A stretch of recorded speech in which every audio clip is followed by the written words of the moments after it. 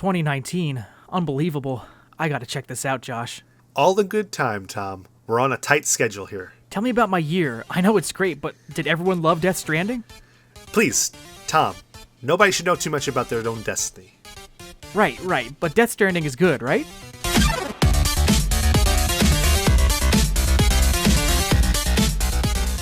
Tom, we live in a world where Star Wars is taking over December now.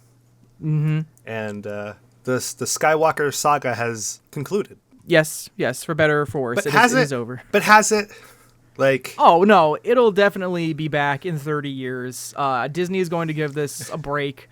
They're going to give us films set in different eras of the Star Wars galaxy to, keep the Star Wars brand alive, but to give all these new characters a break. And then, I guarantee in 30 years we're going to get a, late 40s Rey and the story about how something happens with somebody from, her school. And, I guarantee that'll happen. Yeah. I went and saw Rise of Skywalker again. I went and saw it on Christmas Day. And there was so much more the second time watching it. I was like, oh, wow. It's a very enjoyable movie. Yeah. It's a summer blockbuster in the winter. Yeah. I've not seen it for a second time, but I have thought about it, and I would say that if I did see it again, I'm probably still going to be annoyed at what I think are the big. I don't think any of the big shocking reveals work, but there are moment-to-moment pieces of it that I have a lot of fun with. So, yeah, I imagine when I see it again, I'm probably going to have more fun with it than I did the first night. Becca absolutely loved Babu. Oh, Babu is my son. Let's just clarify. Whatever this movie's failings are, Babu is the greatest achievement in recent Star Wars memory. And hot take, Babu... Next to the child? Well, Babu Frick is better than the child. Yeah, okay. He doesn't got those chicken nuggies, though. He doesn't need them. The only moment... Well, I won't spoil this, but Babu Frick provided my only moment of pure joy in the movie. Yappa, your droid is ready. And with that, this is a Cast in the Past where best friends get together to talk about old games in a new light. Like always, I'm Josh. And I'm Babu Frick's father, Tom.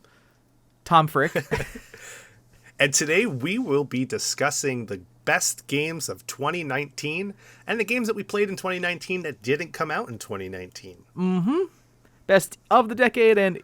Oh, whoops, we did that episode already. Best of the year and best in the year, essentially. Yeah, because, you play a game and you're like, oh, I hear about this, or maybe it's a game that finally arrived on the Switch, or maybe it's a game that finally arrived on other consoles that we couldn't play previously. Mm-hmm. Who knows? Who knows? But I feel like our lists are going to be completely polar opposites. Well, mostly because I didn't play a lot this year, Josh. And as we get through this, I'm going to be kind of talking about... Josh, I didn't really care for this year as a gaming year. I'm not going to lie. Okay. I think it was filled with some disappointments that we'll get into. But all right. I want to get my sad face out at the front of the episode. What about you, Josh? Just in a general sense, did you think this was a good year for gaming? I thought it was a decent year. It had a very strong start. Mm-hmm. And I think throughout the year, it kind of came to a stop, maybe right around the summertime. We didn't have a really strong holiday. No. Oh, I'd agree completely. We had a couple good things, but a lot of the good things that I've played were downloadable games or DLCs or additions to stories and stuff like that. Mm-hmm. Expansion packs, as the kids used to call it back in the day. Ugh. But yeah, I think it was kind of maybe one every couple months we had something good come from it. Yes. And I think the biggest thing that everyone was always most excited about this year was when there's a new Smash Brothers character coming out. A new Smash Bro, if you will. Yeah, it was oh, who's it gonna be? Oh, it's Banjo-Kazooie, and he's today. Oh my god! That was the fun stuff, and then people would be playing that, and then everything else was kind of getting pushed off to the side. Like nothing. Like there were some good games. Yeah. We'll get into that. There were. But I think this year just was notable in that some of its most anticipated titles ended up really disappointing fans, and the two biggest ones I would point at are probably Kingdom Hearts 3 and Death Stranding. Now, I know Death Stranding kind of has a lot more defenders, at least that I've interacted with, than Kingdom Hearts did, but, you know, Kingdom Hearts literally, like you said, strong start of the year. Kingdom Hearts came out in January, and the hype was intense, 14 years of build-up, and then I very few people I've interacted with were like, oh, that was great. It's always like, like, I waited this long for this. And then, Death Stranding has apparently split the gaming community in half, which is ironic because it's a game about healing America, but instead it's everyone's now like, wah. So yeah. what split nerdism in half more? Was it Death Stranding or was it The Rise of Skywalker? Honestly, I think it was Death Stranding. What are you talking about? Kojima fanboys are freaking out because their game isn't actually that good? Even your categories, apparently. I know. Yeah. All right. Well, we don't want But- this to be all hate. I'm just kind of prefacing some thoughts on disappointment. But so, Josh, how should we get into this? What do you want to kick off with first? So we'll kick off with the best of 2019. I know you said you didn't jump into a lot of things from this year, but I did. I actually played some of the big heavy hitters. Well, good for excluding you. Death Stranding. And Kingdom Hearts 3. But I'm going to kick off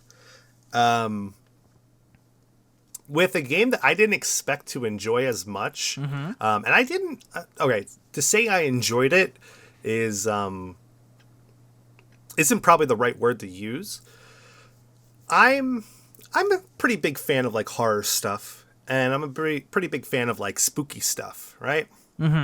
And like for those of you listening, one of my favorite horror movies, I think actually is the scariest movie of all time. Take it with however you would like, is I think the Blair Witch Project. It's just so unsettling not knowing what's out in the woods. You know what I mean? Like you can't see anything, but you hear this stuff and it's going on. Like it's a great what if, but like in such a realistic world. Like, and the way it was shot, I think, is just unlike anything that happened back in 1999, minus episode 1, Phantom Menace. What a bar you set. In one of the greatest movie years of all time. It's Blair Witch and Phantom Menace. Josh, I love you. But number 3 on my list of 2019 was the Blair Witch Project game. And this is a game I sat down and I started playing and I was like, I'm going to see what all the hype is. Now, one really cool thing is in my game room, I have it set up that I have my Philips Hue lights synced up with the game. So as you're playing the game, the lights are reacting to what's going on around. So when you're out in the woods and you're walking around and spooky stuff's starting to happen during the daytime, and then you notice that the game's starting to get, it's starting to go to nighttime, the lights in the room start to get darker and darker and darker till you're in the pitch black and the game's in the pitch black. Right. I think it's... So, you have games like Amnesia, you have games like Outlast, and all those other kind of like jump scare horror games. This wasn't really that much of a jump scare. It was more of a psychological type game when it came to horror.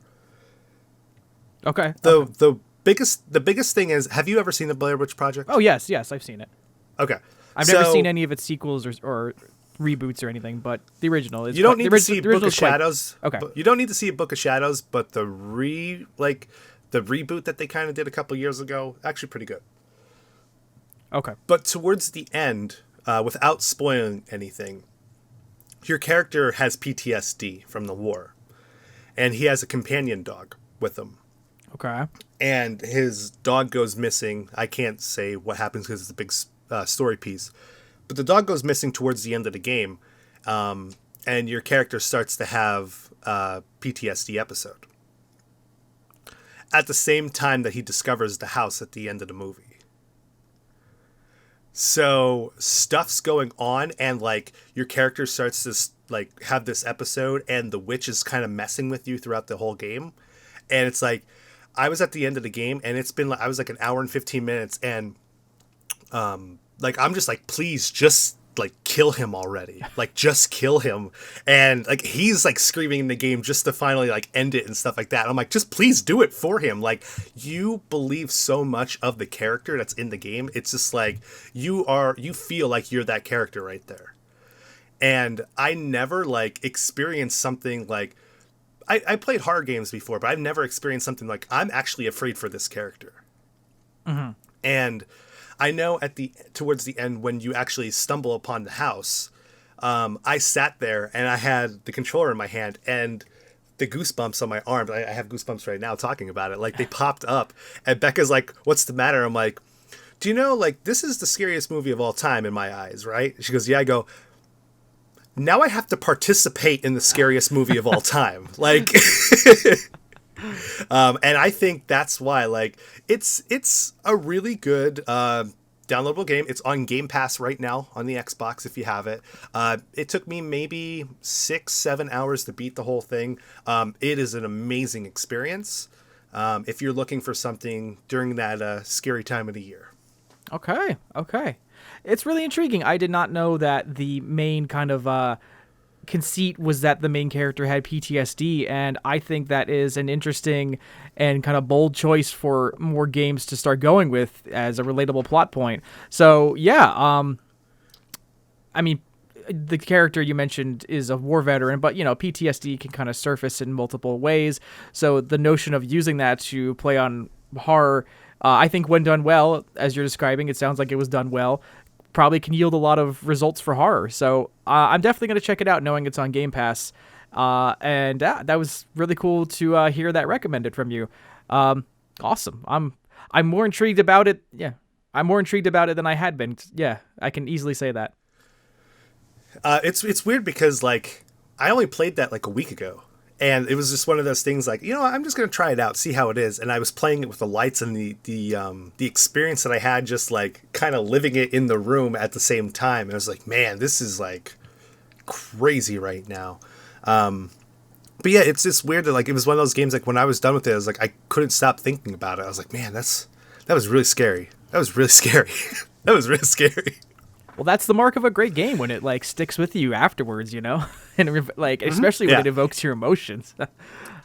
I think it's up there with scariest games I've ever played. Okay, what else would be in that? Like at least what's your top 3 scariest games if that's in there? I can't talk about that list right now, Tom, because the other one might appear on this. Oh my, you've had a spooky year. I did. All right, nice. Okay, well, my first game of the year, quote unquote. See, this is where my list is going to start having candidates that kind of appear with big asterisks next to them. It was that kind of a year for me. So I want to talk about Pokemon Sword and Shield, and I hope I don't start doing this every year where I just have a Pokemon game in my top by default like I did last year. But I find it's comfort food, but like what really made me connect with it this year, and this is a game that came front-loaded with all this controversy about how the Pokédex was incomplete and the character models were recycled from previous games, and this game was basically a war crime before it even hit the Switch. And when I played it, beyond the typical annoyances I had with like the hand-holding tutorials in the beginning and some of the linear pathways towards getting towards the actual meat of the game itself, this one connected with me in a way that I found surprising just because of the new approach to the world building. First and foremost, I really liked how within this game, the Pokemon League itself is treated like this actual piece of pop culture within the region. And just what I mean by that is so the Galar region is based off of England, and the Pokemon League is very visually obviously going for a kind of European football feel. Everyone wears jerseys that are similar to what soccer players would wear. They take place in these big stadiums.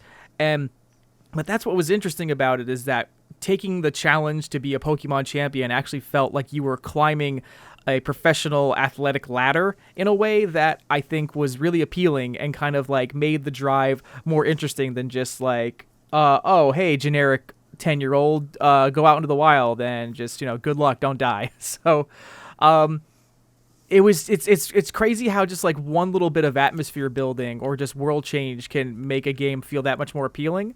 And then of course like the wild area. Now, I think the wild area comes with a lot of shortcomings in that it's not big enough and it's filled with a lot of like graphical inconsistencies. I mean, I'm not a graphics first kind of guy. I think some very kind of like unpolished or even ugly looking games can be good. But this one is just kind of weird with like pop-ins and just inconsistent textures and stuff. But it was exciting. Wandering around, not knowing what you could find and not knowing what could sneak up on you, thinking, oh, there's like something I can totally catch and add to my team. And then you find out that it's an over-leveled beast standing in your way who might kick your ass if you don't run away as quickly as possible. It just added this new intriguing kind of sense of exploration that's just better than the old games of just like, wandering around in grass and waiting to be jumped and hoping that whatever jumps you doesn't disappoint you, and the max raid battles. See, I quit Pokemon Go fairly quickly, so I never got to participate in the raid battles within that game. So doing the max raid battles online with people in Sword and Shield, I thought was really fun. And friends of mine who played Go were like, "Oh, this is just like those raid battles." So I got in on the fun factor of that, and I very much enjoyed it. So yeah, lots of things about it I really had fun with, but at the same time, it just suffers from this degree of sameness. Now, I know I just called it comfort food, but there is a point where, like, you get so bored with the taste of something that you want something new. And, as soon as I beat the game and its very small post-game narrative, I haven't picked it up since. And it's kind of annoying because, like, now I just feel like I have a $60 paperweight in the form of this game case because I don't know what to do with it. And unless they're going to start announcing new details of what they want to do with it, I just don't know where I'm going with it. So, like, as I mentioned at the start, I hope I don't start entering this period where I'm putting Pokemon games in my top game of the year because Pokemon has become this annualized franchise. Like, the last 4 years, we've gotten a new entry. And I kind of think this is coming at the sacrifice of quality because it seems like they're just rushing titles out to make sure they have a Pokemon game ready for the holidays. So I would really not mind if Pokemon went away for a while and took the good ideas it's learned from this generation, polished them up, add better ideas, and come back with like an even stronger game. Because this game, I feel like, has shown a lot of potential that I didn't see in Sun and Moon and I didn't see in X and Y. So maybe at least back to Black and White is the last time that like one of these games has like made me go, oh, this could be something more, Yeah. I think this is where we're going to kind of break off a little bit because I didn't enjoy it. Not at all. Okay. It's just more of the same. Mm-hmm. Like, and you've hit on that too, but like it really is. Like, name the last time that they did something different with the Pokemon formula. It is just a glorified rock, paper, scissors anymore. Oh, I don't disagree with you at all. It is. I don't have a problem with the formula myself.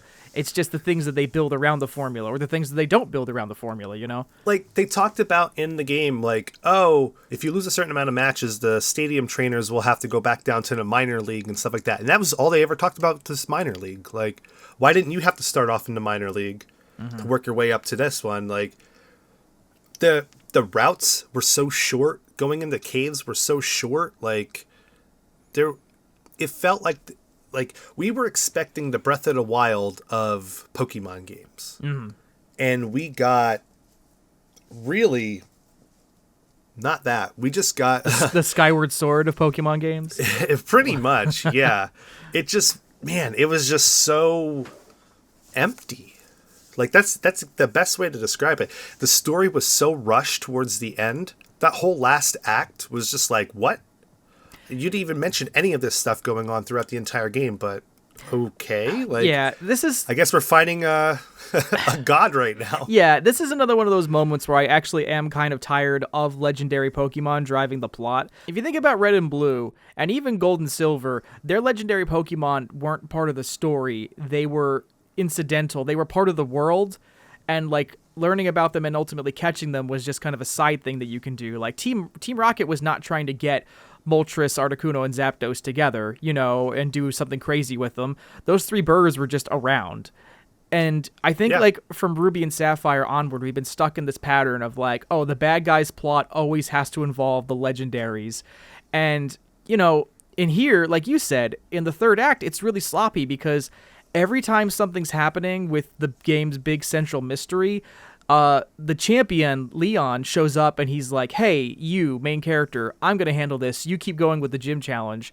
So like you said, like, they don't make your character part of the mystery, and then when the god shows up, it's like, oh, only you can defeat him, but it's like, I've never been part of this, so Yeah, I have no idea what you're talking about. I think an ideal kind of Pokemon game would get back to just making your journey the focus and cut the legendary, destiny stuff. Just get back to a simple formula. It's so story-wise. bad though, because like every city was the same thing.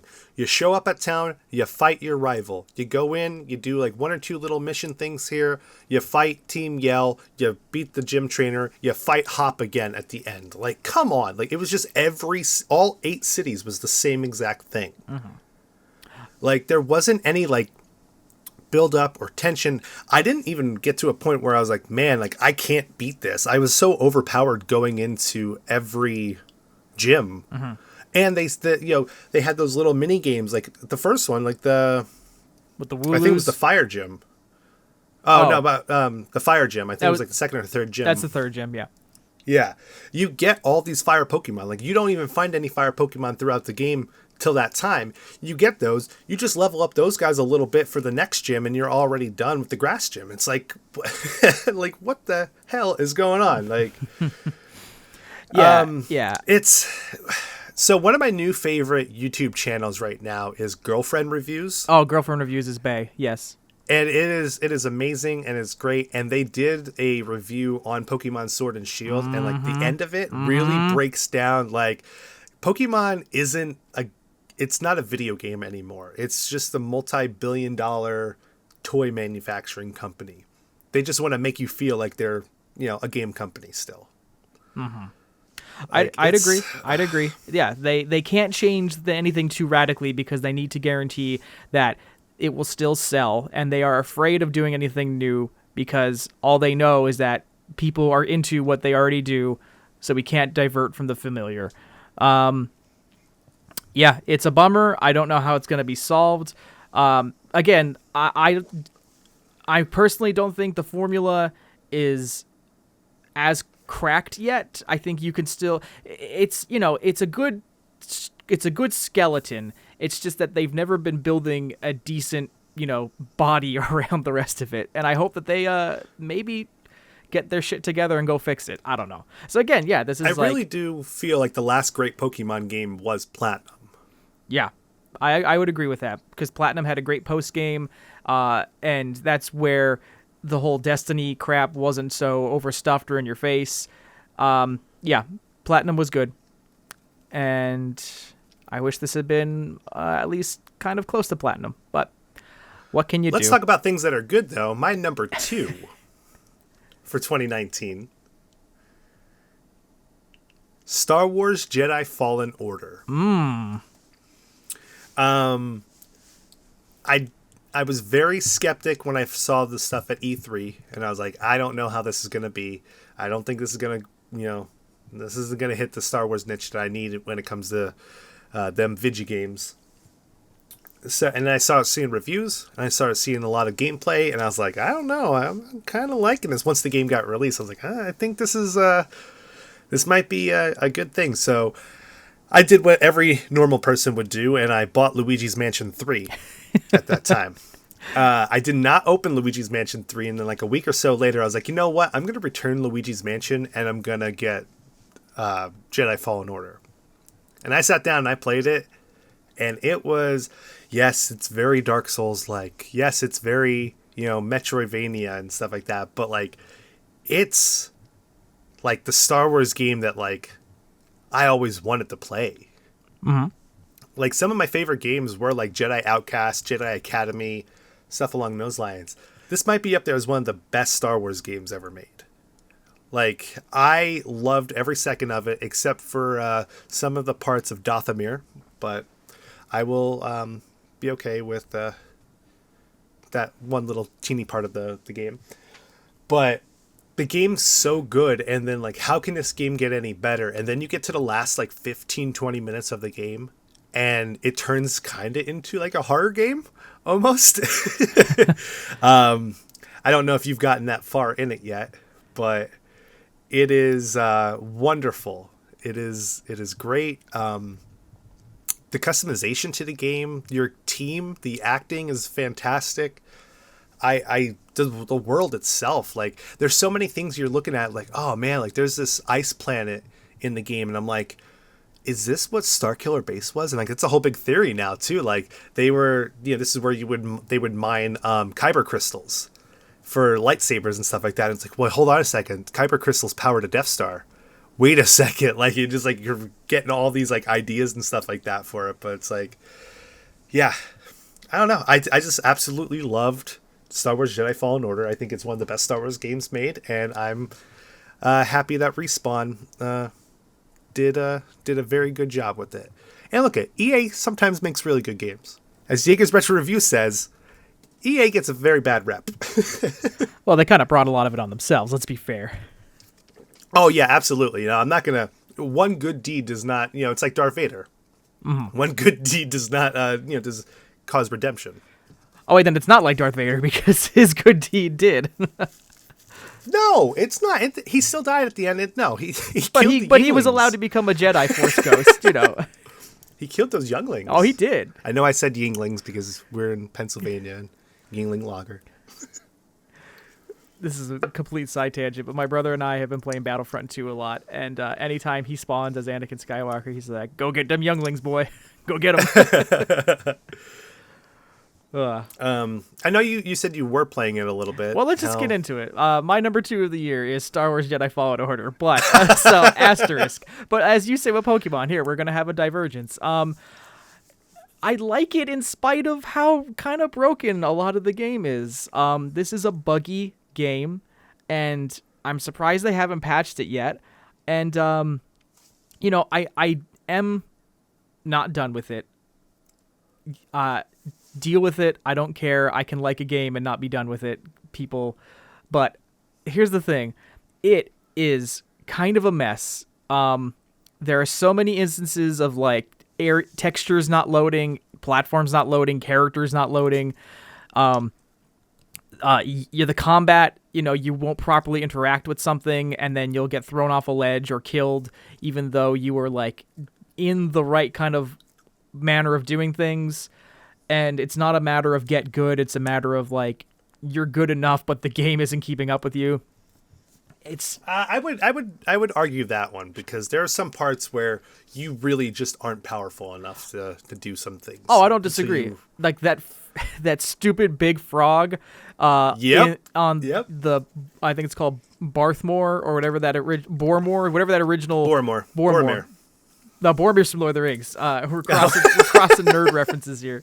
But anyway, the training planet, and there's that big stupid frog who will constantly kick your butt, and so like you got to come back. Yes. So how'd you beat him? Oh, so here's what I did. The frog can't cross the doorway into the room, but he can come right up to the edge of it. So I stood in the doorway, would wait for his attack animations to end, hit him a couple times, and then walk backwards a little bit so I was out of range. And then I would just keep doing it, baiting him in, hitting him, baiting him in. And it took me about 5 minutes, but I ultimately killed him. Okay. And I'm not going to lie, I've killed a couple strong monsters that way. I'm like, where's a door? Yeah, he can't get through there. So funny thing about that is if you go up on top of the world, like on top of the area where it's at, you can jump through the holes and you can do an aerial attack, which takes about half of its health off. I kind of put that math together a little later when I was like, what's that room? Like, oh, that's the frog room. But yeah. But like, all right, positives, yes. It's got this big, exciting Star Wars feel. It incorporates original trilogy and prequel trilogy imagery in a way that's exciting. You know, if you're a Star Wars fan like we are, this is like catnip. I like the idea behind Cal's central conflict. I like where the story has been going. I think a lot of the kind of temples and the puzzles they have you do are pretty fun, and there's been some pretty genuine head scratchers for me in a satisfying way, you know, like, or it's like, oh, I'm not completely above this game, you know, like I have to put a little work in, and that's enjoyable. I've never played Without giving too much spoilers, where are you at? Okay. I just went to the Zepho planet for the second time and got Force Pull. I don't remember if I left the planet for the next destination or not yet, though. Okay. There are some characters in the expanded universe and some characters in games that we've played and reviewed on this channel too that come back into the game. Oh God, I don't know if that's a good or a bad thing. Oh God, I don't know. We'll see. Yeah. But it's really good. Okay. Yeah, I know you were saying you haven't played a Dark Souls game before. I haven't, so this has been an interesting experience. I mean, I guess Hollow Knight is technically a Dark Souls-esque game in how it operates, and this, you know, reminded me of that. It's a lot of this is not a game about being aggressive. This is a game about, you know, being a Jedi. It's a Jedi uses the Force for knowledge and defense, never for attack. So you're supposed to gain knowledge about your enemies and be defensive until you can, you know, strike that decisive blow. And I really do, I have to say, like, that is something I really did enjoy, is that the gameplay complements the logic of this world. And yeah, the platforming can be fun. The wall running is always fun.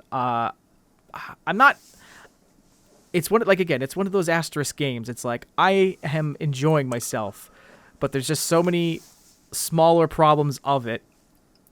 Oh, there is. Yeah, there's a problem with load times. There's problems with textures and stuff like that. I know they're going to end up fixing this stuff.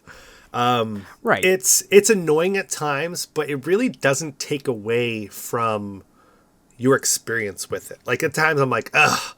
I know if I fall down a pit, the loading screen is going to be pretty short, but if you die, the loading screen is forever. It's unforgiving. Like, and it's like, if that's supposed to like make you want to get better so you don't die, maybe that's a clever sadistic choice, but you know. I think though it is very enjoyable. It is it's a great alternative to the Star Wars games that we have been receiving.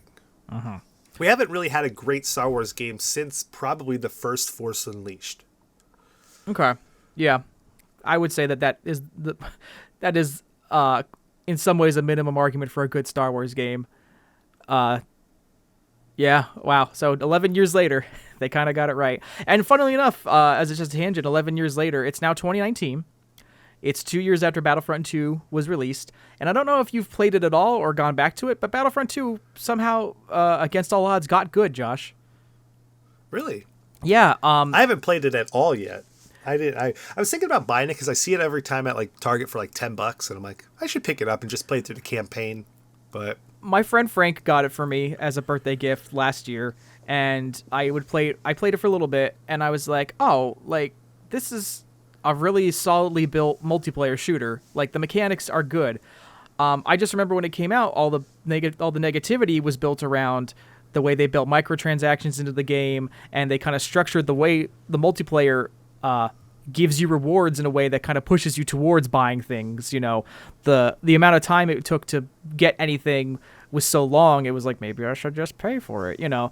But the game as it stands now, like, I've been playing sessions for like the last couple nights with my brother, and there is a ton of content and game modes in there that they have added over the last 2 years. Like I said, the core gameplay is very fast-paced and fun, and they are now up to a point where they have content from the prequel, sequels, and original trilogy. So you're always going to kind of get like a fresh perspective on a level no matter what you play. Yeah, I think it is kind of, in spite of itself, become a worthwhile game, and it's just sad it had to launch in such a messy state. What that just seems to be EA standards now, is just launch something messy and hope it gets better later, you know? Yeah. Yeah. But if you do pick it up and you want to play, I'd say get it on Xbox One and you and I can play together. Okay. Okay. All right. So, Josh, I've diverted you for quite a while now. What would you want to get to your number one of the year? I talked about Blair Witch being one of the spookiest games I've ever played. And I talked about Jedi Fallen Order's last 15 to 20 minutes being pretty, like, horror-driven for what you're doing and what you're experiencing. But my number one, Resident Evil 2 Remake. Yes. So we talked about Kingdom Hearts 3 coming out in January, but what if Kingdom Hearts 3 got destroyed by a remake of a game from the 90s?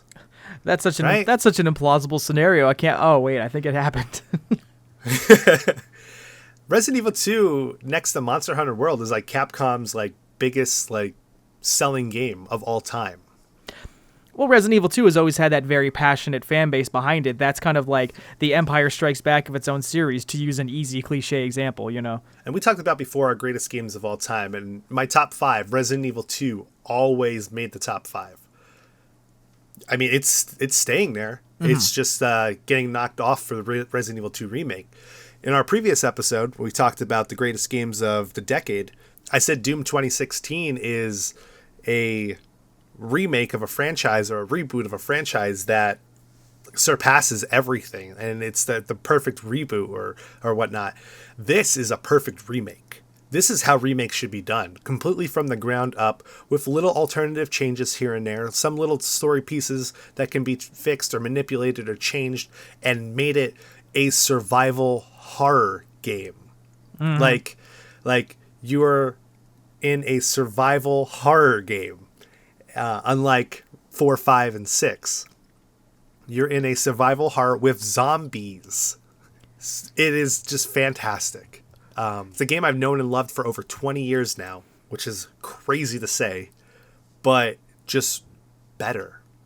Like, yes, it's still cliche and campy with some of the story beats and stuff like that, with bio weapons and all this kind of stuff. But I mean, you take Umbrella Corporation for what they have. When I got Resident Evil 2 Remake, I sat down, played it beginning to end. No breaks, no nothing. I was like, I got to do this. Played it, beat it. The next game, started it up again, played through the entire thing again, because I was like, this is amazing. Like, this is fantastic. And it's Resident Evil 2, so there's 4 different ways to play the game.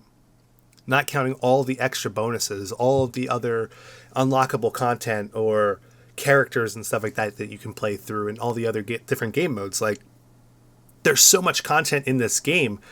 Like, this is how a reboot should be done, or a remake should be done. Yeah, they went through and they did Shadow of the Colossus and they fixed some things up, did some graphical errors, but it was pretty much the same exact game. Yeah, they went through and they did this, they reboot all these other franchises, but like, man, like Capcom over the past couple years are on this like high streak right now. Like, they are just crushing everything. And now the remake of Resident Evil 3 is coming out in a couple months. Like, oh my God. Thank you, Resident Evil 2, for being the best game of 2019. I love your passion and excitement for the game. I'm looking forward to trying it out at some point. And yeah, has been interesting to see Capcom take this route of rebuilding these games up from the beginning. Like you said, these are remakes. These aren't just HD remasters. It's what worked and how can we improve upon that.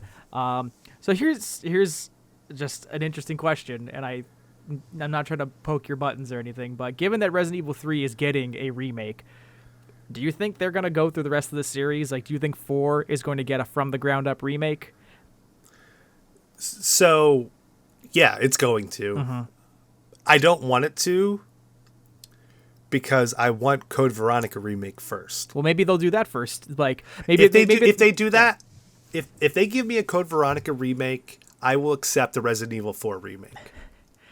I mean, it's just really quick time events and all. Well, maybe they'll remove them. Maybe that's going to be part of what the remake approaches is. How can we? Well, yeah, I mean, redo Resident these? Evil 4. You have one of the best like cutscenes in GameCube, era. A really cool knife fight between 2 people, but you can't watch any of it because you have to worry about what buttons you need to press.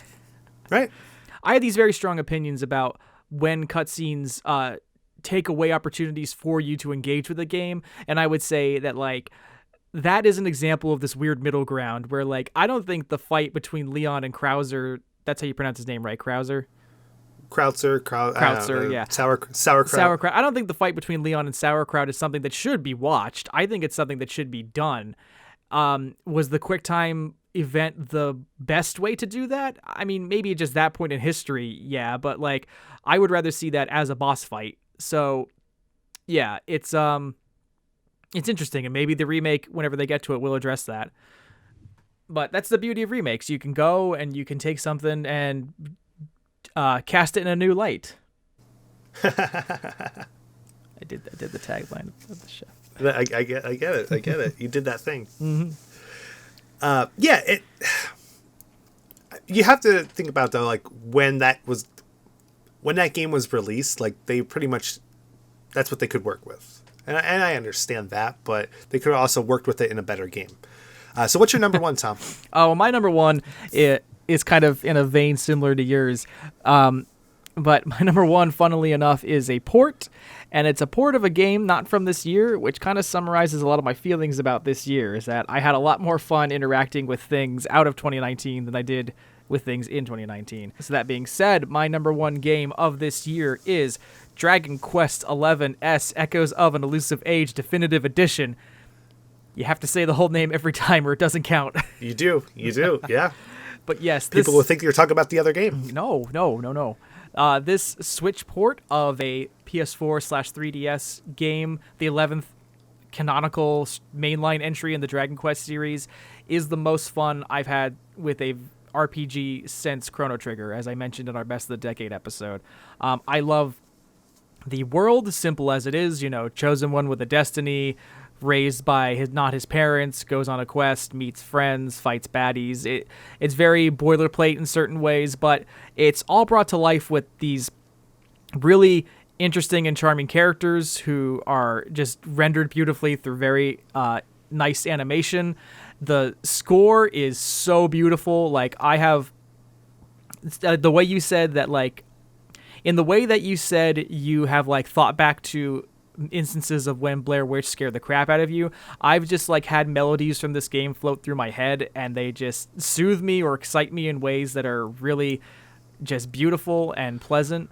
The baddies in this game, all of the bad guys are so charming or just funny and unique. Like, I will rush into enemy encounters just to see what their names are or what their attacks are. In the beginning of the game, you have these kind of pushover baddies that are there for you to kind of like, plow through and easily level up. And one type of these baddies are called cruel cumbers. And they are literally cucumbers with a face and legs and arms, and they attack you with spears. And when you defeat them, they get knocked backwards, and their spears fly up in the air and come down and land on them. So their own spear delivers the finishing blow. And like, that's just the beginning of the inventive and just like, sometimes you fight monsters that are like in ways so adorable that you don't want to kill them, and sometimes you fight monsters that look so cool that you like, I hope this wasn't a one-time encounter, like it's this game filled with so many interesting world building elements that being a part of it is super fun and super exciting. And I have been enjoying the heck out of it, and I'm not technically done with it because, like I said, I'm not done with barely anything I played this year, but the midpoint twist in this game was a hell of a shocker. I had a friend who kind of recommended this game to me, and when I told him, I got to this moment, he's like, oh, awesome, now the game really starts. And I was like, wait, what? So that was an intriguing thing to see play out. And I'm still having a blast with it. I'm still going back to it, and I would definitely recommend it for anyone who's into a nice long RPG to get invested in.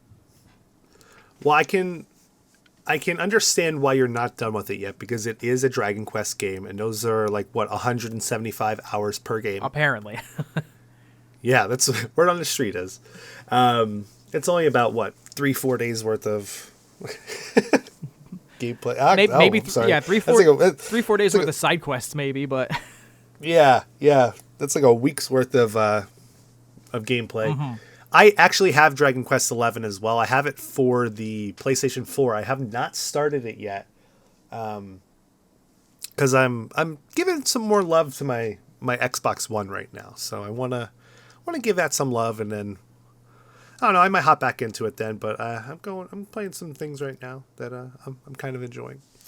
I got you. But yeah, no, I've heard a lot of great things about Dragon Quest. I haven't played a Dragon Quest game since Dragon Quest 2. Wow. Well, because I have them for I'm sorry, back in the day they were called Dragon Warrior, Tom. I have them for the NES, but they actually just got re-released on the Switch too. So 1, 2, 3, and 4, I think. I did see that. Yeah, as part of the holiday sales, I saw that they were pretty fairly priced. Yeah, it's. But I've heard a lot of great things about this one. Everyone's saying that it's one of the better RPGs that's come out in recent memory. Better than some Square Enix games that were released at the beginning of this year. Gotcha. All right. Well, now that we're all filled with the power of pep from talking about our top threes, what games from out of this year did you try in 2019, Josh, and what can you tell us about them? Well, I have them actually written down in order here. So the first game I beat this year is a game that I beat. I went through and I beat this game really hard. Yeah? Yeah. You don't beat that many games, so I wonder what this could be. No, it's a game that I beat, and at the end of it, I got an achievement for beating Cuphead, and I was like, Whoa, wow. wait. You beat Cuphead? I did beat Cuphead. Yeah, it's crazy. Shut up. Yeah, I went through. I beat Cuphead. But after that, I picked up a game that I started playing last year, and I finally finished it, which was God of War, 2018. And my God, that's a great game. Like, it's a great game. It didn't make my list of games of the decade, but like, it's a great game, and I highly recommend. If you have a PlayStation 4, definitely play it. Okay. Moving over to the Switch, I beat Octopath Traveler. And how did you feel about Octopus Traveler? Octodad Travel Agency was pretty decent. It got little repetitive. It was pretty much the same story beats for all 8 characters to a certain extent. I did like some of the stories. I want to say like 3 or 4 of the characters had really good stories pieces to it. And I was like, okay, so I'll continue that. But I actually beat all 8 characters' stories. I didn't do like all the end game stuff because there's like gods and stuff like that you have to fight. But it was very enjoyable. It was a great take on like an older style of RPG. It's very similar to Bravely Default and whatnot. Okay. After that, I beat Bendy and the Incredible Ink Machine. Wasn't that did that come out in the Wii?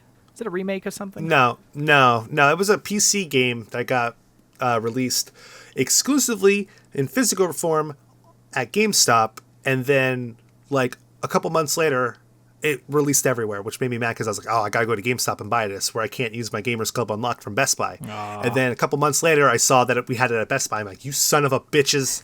You lied to me. Game wasn't that great. I don't know what everybody's hype was for it. I know there's a lot of like merchandise in stores about it. It was fine. It was like, what if Walt Disney kind of went crazy? Okay.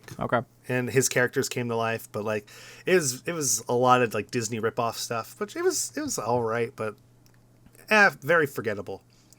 Trials of the Blood Dragon, which we talked about on this podcast. Yes. Pokemon Shield, which talked about a little bit earlier. The Messengers DLC, Picnic Panic, was fantastic. Very enjoyable, very hard. Still had a lot of the great humor from the original game. Shovel Knights, King of Cards, came out this year as well, too, which is another game that I played through, and it was pretty fun. Nice little card game inside of it. But little shocker of a game that I played that I don't think came out this year. I think it came out last year on PC, which I played this year on Xbox, was called Minute. Okay. And Minute is a very creative little game.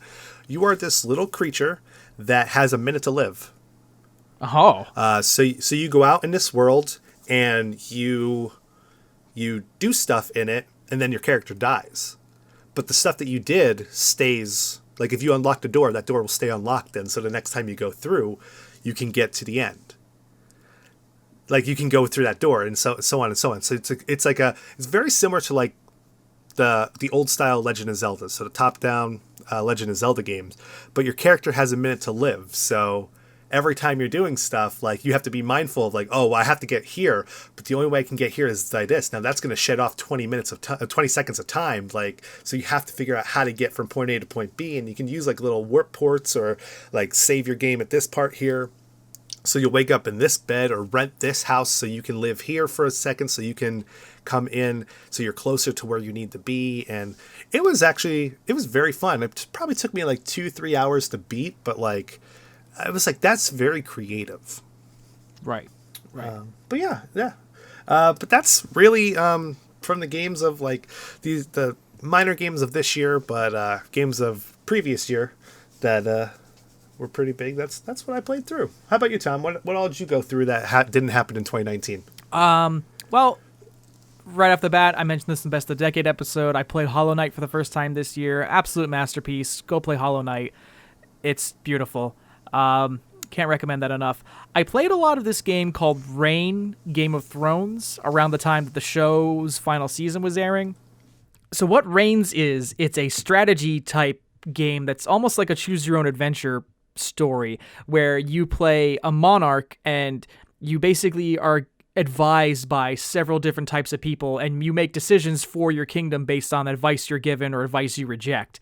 And they released a Game of Thrones version of this where you progressively choose different characters from the show to be the king or queen of Westeros. Like you start with Daenerys, and then you unlock Jon Snow, Tyrion Lannister, Sansa Stark, etc. And, you know, each time you start as a new ruler, you have to choose you have to choose your council. You have to choose your hand of the king. It's like, the poor are rioting because there's a lack of food. What should we do? It's like allocate more food or like let them suffer. They need to learn who's in charge, things like that. And as you are making these decisions, you're building up these little meters. It's like how much power you wield, how much the people love or hate you, how much the faith of the kingdom is put in you. It's kind of like a religious tier, and how much military power you have or don't have. And every decision you make affects one of those choices. And ultimately, each of these little storylines you're playing out ends when you make so many decisions that one of those meters either maxes out or bottoms out. Like you can become so powerful in a good way that somebody kills you because they're like, well, their power's maxed out. That means they could become a tyrant. Or you could have such a low power meter that someone takes you out because it's like, well, they were a weak queen, so now I've taken over. And it's really interesting because even if you played like Daenerys twice in a row, I guarantee you that you could not like make the same sequence repeat twice unless you were deliberately trying. You know, like there is so many possible different endings to it, and I had a lot of fun with it. And it was it's like under $10 digitally, so it's something that's really easy to pick up and play.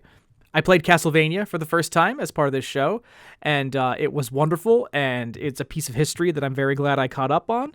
And now I can see what you were geeking out about for all these years. So, yes, very, very much enjoyed that. You know, I tried to play Fire Emblem Three Houses. I really did. Nothing against fans of that game or anything. It's just I was very, very into the academy aspect of the game. I really was into the side questing and the building social relationships. It's just that once it kind of forced me to get into Fire Emblem style of combat, it dragged, and it dragged to a point where I put it down and was like, maybe this is for another day or something. I don't know. So that's just a small note about a game from this year. I really gave it a shot, but I didn't gel with it. Yeah, I don't know. This was a year where I was playing singular games for long stretches of time. Like when we got into this year, I was still playing Red Dead Redemption 2, and then I kind of followed it up with Hollow Knight, and I played that for a long time. And if I wasn't taking breaks to play things for this show, I kind of was like just single-mindedly trying other things. So a little bit of a weaker year for me in terms of keeping up with games, but hopefully I can change that in 2020. Yeah. Got a lot of good things coming up. And got a lot more games coming out in 2022. So hop on that back catalog now.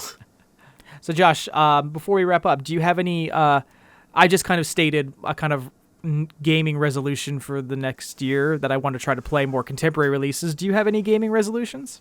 So by the end of 2020, I will have a complete amiibo collection. Like, that's number one on my list right now. Okay. I'm one away. Almost there. Yeah. But other than that, now just trying to catch up on a lot of my back catalog right now. I might try to jump into Dragon Quest. I just started up Ni no Kuni, so we'll see how this pairs out. I've heard a lot of great things about it, so we'll see. We'll go into that. But no, I think it's just there's a lot of games that I've just missed out on, and I just gotta start playing them. I gotta just shut off what's around me right now. Like, I don't need to worry about new games coming out because, like, the next game I care about playing is probably going to be Resident Evil 3. Right. Maybe Final Fantasy 7, but, like, I don't really want to play that until, like, the whole thing gets released. Yeah, that's true because, yeah. Sorry, go ahead. It's like eating half a meal, and you're like, when's the next part? A third of the meal. Oh yeah, a third of the meal. Yeah. Because this is only technically Midgard that's coming out, so that's probably like the first disc on the PlayStation 1 side of things, and that was 3 discs long. So, I don't know. I just want to play more games. Yeah. Actually, I got a game room. I'm going to start. I want to use it like all the time now. Right. Yeah.